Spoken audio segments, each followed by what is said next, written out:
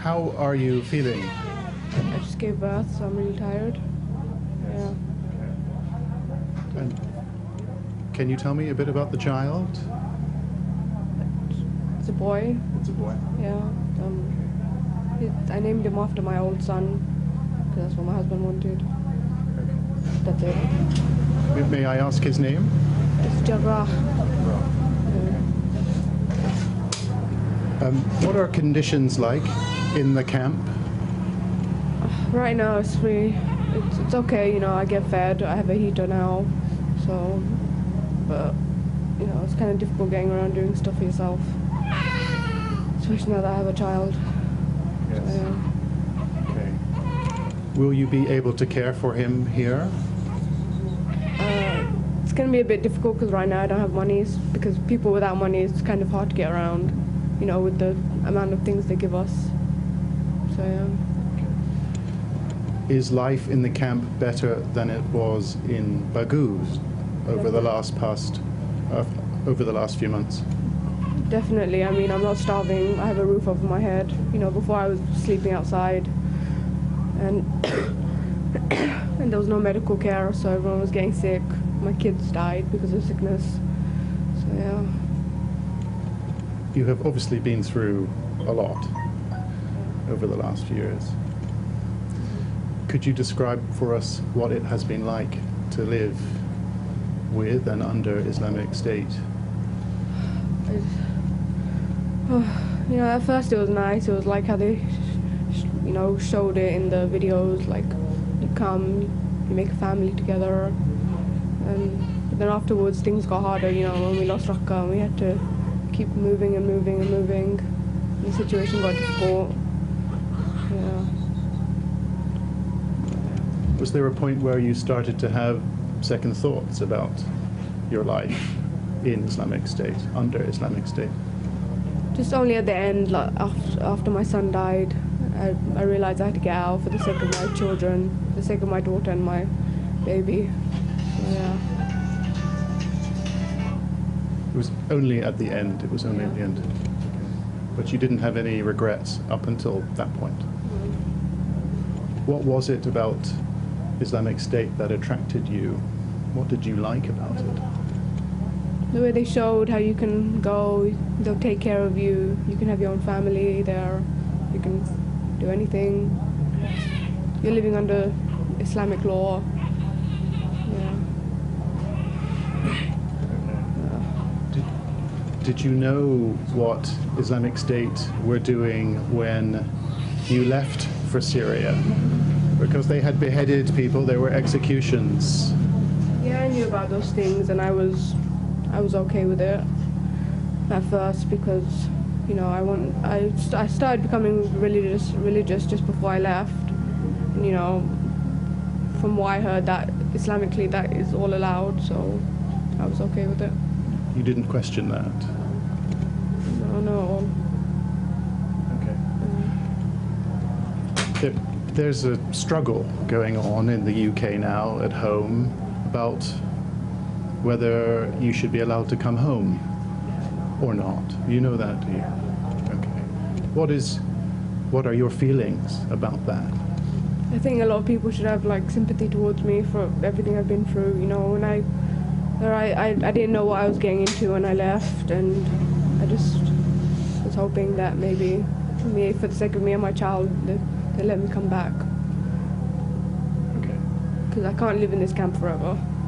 It's not really possible. The head of the Foreign Intelligence Services in the UK says people like you are potentially very dangerous. What would you say to him? They don't have any evidence against me doing anything dangerous. When I went to Syria, I was just a housewife the entire 4 years. Stayed at home, took care of my husband, took care of my kids. I never did anything dangerous. I never made propaganda. I never encouraged people to come to Syria, so they don't really have proof that I did anything that is dangerous. Okay.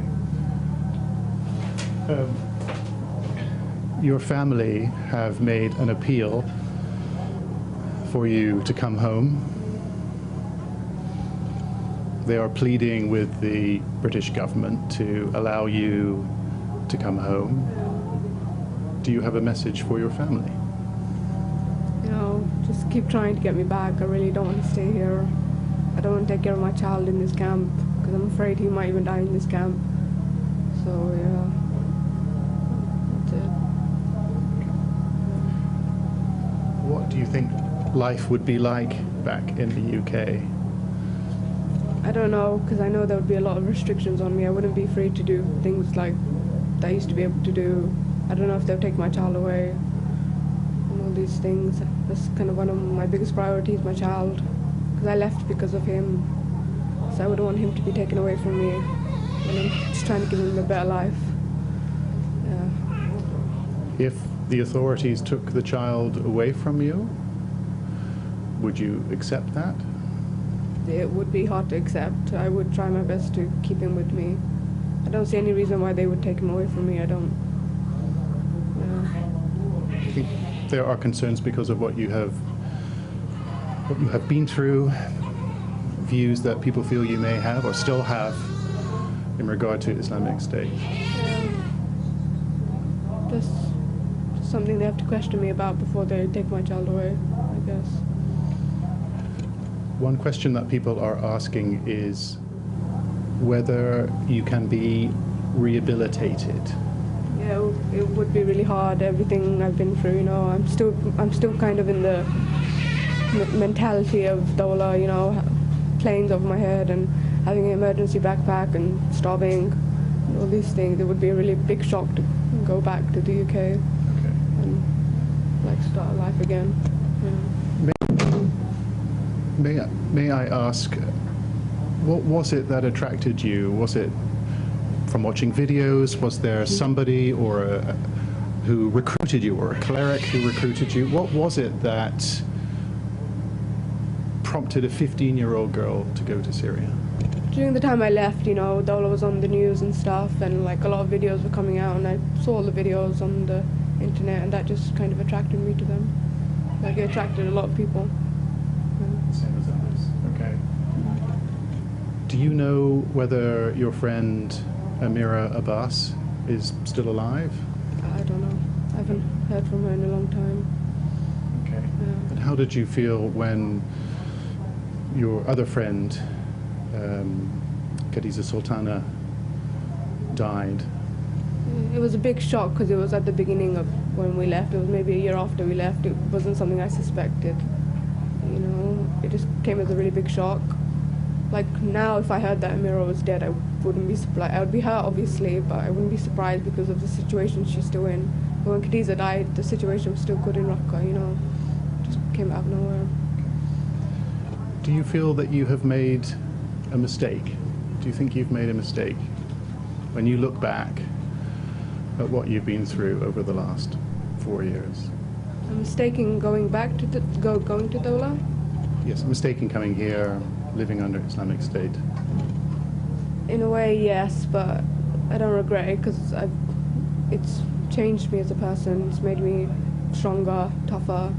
You know, I married my husband. I wouldn't have found someone like him back in the UK. I had my kids. You know, I did have a good time there. It's just at the end things got harder and I couldn't take it anymore. And I had to leave. Have you had any contact with your husband? Does he know that you have had a child? No, I don't have to get in contact with. I don't know if they would let me get in contact with him. I don't know where he is right now. I would like to get in contact with him. Have consular officials from the British government been in touch with you? Have you had a phone call from them?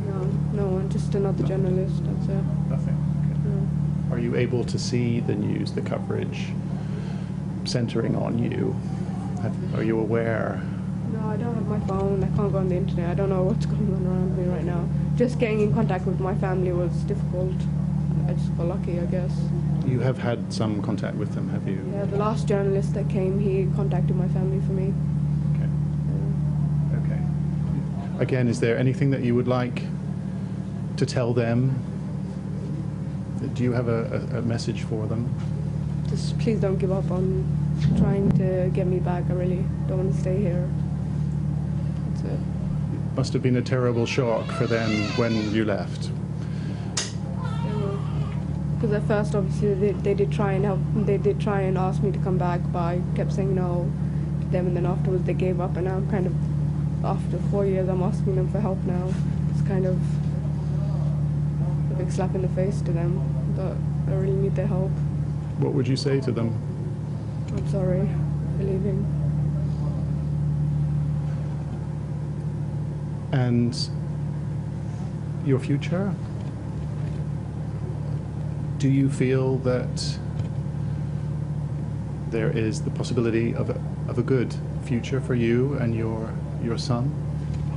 Yes, if the UK are willing to, take me back and help me start a new life again, and just try and move on from everything that's happened in the last 4 years.